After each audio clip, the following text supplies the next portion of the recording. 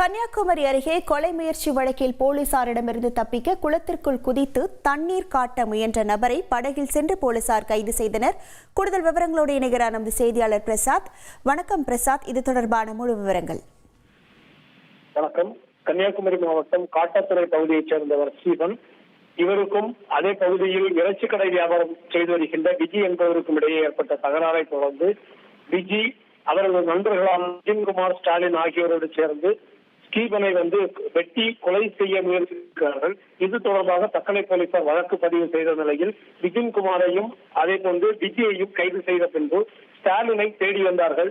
ஸ்டாலின் தலைமறைவாக இருந்தார். அவர் நாகர்கோவில் அருகே பறக்கை பகுதியில் தலைமறைவாக இருப்பதாக தனிப்படை போலீசாருக்கு தகவல் தெரிய வந்தது. உடனடியாக ஸ்டாலினை கைது செய்வதற்காக சம்பவ இடத்திற்கு சென்ற போது அந்த பறக்கை பகுதியில் காணப்பட்ட ஒரு பெரிய குளத்தில் திடீரென ஸ்டாலின் குதித்து போலீசாரிடமிருந்து தப்பிக்க முயன்றார்.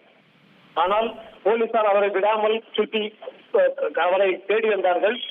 குளத்திற்குள்ளேயே அவர் தலைமறைவாக தாமரை இலைகளுக்கு இடையே தலைமறைவாக இருந்த நிலையில் உடனடியாக தீயணைப்பு துறையினரை வரவழைத்து படகு மூலம் குளத்திற்குள் சென்று தேடி இவரை ஸ்டாலினை பிடித்து கரையில் ஏற்றி கைது செய்தார்கள். இந்த சம்பவம் அந்த பகுதியில் பரபரப்பை ஏற்படுத்தி வருகிறது.